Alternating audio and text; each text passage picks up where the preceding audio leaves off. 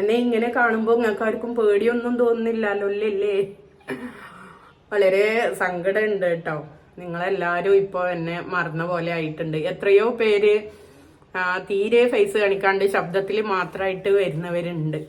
എന്നിട്ട് വരെ അവർക്ക് നിങ്ങളെല്ലാവരും സപ്പോർട്ട് കൊടുക്കുന്നുണ്ട്. എന്തുകൊണ്ടാണെന്ന് അറിയില്ല. നമുക്ക് തീരെ സപ്പോർട്ട് ഇല്ല എന്ന് തന്നെ അറിയാം. ഇപ്പത്തെ ജനങ്ങൾക്ക് എന്ന് വെച്ചാൽ മറ്റുള്ളവരുടെ കുറ്റവും കുറവും ഒക്കെ കുറച്ച് കൂടുതൽ അറിഞ്ഞു കഴിഞ്ഞാലാണ് വീണ്ടും വീണ്ടും അവരെ വീഡിയോ കാണാൻ ഒരു ഇൻട്രസ്റ്റ് വരും. എനിക്ക് അതിനോട് തീരെ താല്പര്യമില്ല. ഷാജി എല്ലാം ചെയ്യുന്ന പോലെ നമ്മളെ സ്വന്തക്കാരതും ബന്ധുക്കാരതും ഒക്കെ കുറ്റങ്ങൾ ഇങ്ങനെ വന്ന് പറയുന്നതിനോട്, പിന്നെ കൂടുതൽ അനുഭവത്തിന്റെ ഇതിൽ നമ്മൾ വിഷമം പങ്കുവെക്കാറുണ്ട്. പക്ഷെ കൂടുതലും ഈ സോഷ്യൽ മീഡിയയിൽ വന്നിട്ട് നമുക്ക് പറയാൻ പാടില്ല.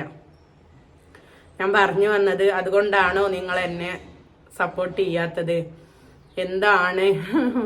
നല്ല രീതിയിലുള്ള വീഡിയോസ് അല്ലേ ഞാൻ ഇടുന്നത്. ഭക്ഷണത്തിന്റെ ആയിക്കഴിഞ്ഞാലും എല്ലാം നല്ല വീഡിയോസാണ് ഞാൻ ഇടുന്നത്. എന്നിട്ട് വരെ നിങ്ങൾ ആരും എനിക്ക് സപ്പോർട്ട് തരുന്നില്ല. എനിക്ക് വളരെ വിഷമമുണ്ട് കേട്ടോ.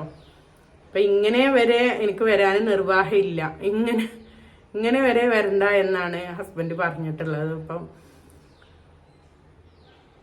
എന്താ ചെയ്യുക? കഴിച്ചിട്ടിറക്കാനും വയ്യ, മധുരിച്ചിട്ട് തുപ്പാനും വയ്യ എന്നുള്ള ഒരു അവസ്ഥയിലാണ് ഞാൻ. കാരണം എന്താ വെച്ചാല് നിങ്ങൾക്കറിയാം, 42,000 സംതിങ് സബ്സ്ക്രൈബ് ഉള്ളടുത്താണ് ഞാനിപ്പോ ഈ ഒരു ഇതിൽ എത്തി നിൽക്കുന്നത്. അപ്പോൾ അതിന്റെ ഇതിൽ നമുക്ക് വീഡിയോസ് ഇടാണ്ടിരിക്കാനും നിർവാഹമില്ല. മുമ്പോട്ട് പോകണമെന്നാണ്, എൻ്റെ ചാനൽ കൊണ്ട് മുമ്പോട്ട് പോകണമെന്നാണ് എൻ്റെ ആഗ്രഹം കേട്ടോ. ഞാനൊരു യൂട്യൂബർ ആയി കഴിഞ്ഞതിന് ശേഷം ഏതൊരു യൂട്യൂബർക്കും പ്ലേ ബട്ടൺ കിട്ടണം എന്നുള്ളൊരു ആഗ്രഹം ഉണ്ടാവും. കാരണം അത്രയും കഷ്ടപ്പെട്ടിട്ടുണ്ട് ഞാൻ ഇതിന്റെ ബാക്കിൽ നിന്നിട്ട്. അത്രയും ഞാൻ എഫേർട്ട് എടുത്തിട്ടാണ് എൻ്റെ ചാനൽ ഇത്രയെങ്കിലും ഞാൻ എത്തിച്ചത് കേട്ടോ. പക്ഷെ നമ്മളെ ഭർത്താക്കന്മാർക്ക് എങ്ങനെയാന്ന് വെച്ചാൽ അതൊന്നും അല്ല വലുത്. അവർക്ക് നമ്മളാണ് വലുത്. അതുകൊണ്ടാണ് എന്നോട് ചോദിച്ചൊരു ചോദ്യം എന്ന് വെച്ചാൽ, നിനക്ക് നിന്റെ ചാനലാണോ ഞാനാണോ വലുത് എന്നാണ് എന്നോട് ചോദിച്ചിട്ടുള്ളത്. തീർച്ചയായിട്ടും എനിക്ക് എൻ്റെ ഹസ്ബൻഡാണ് ഈ ലോകത്ത് വെച്ച് ഏറ്റവും വലുത്. എൻ്റെ ഹസ്ബൻഡാണ്. അത് കഴിഞ്ഞിട്ടുള്ള ബാക്കി എന്തും. അപ്പോ അതിന്റെ മുമ്പില് ഞാന് തളർന്നു പോയി ആ ചോദ്യത്തിന്റെ മുമ്പിൽ. അതുകൊണ്ടാണ് ഇങ്ങനെ വരുന്നത്.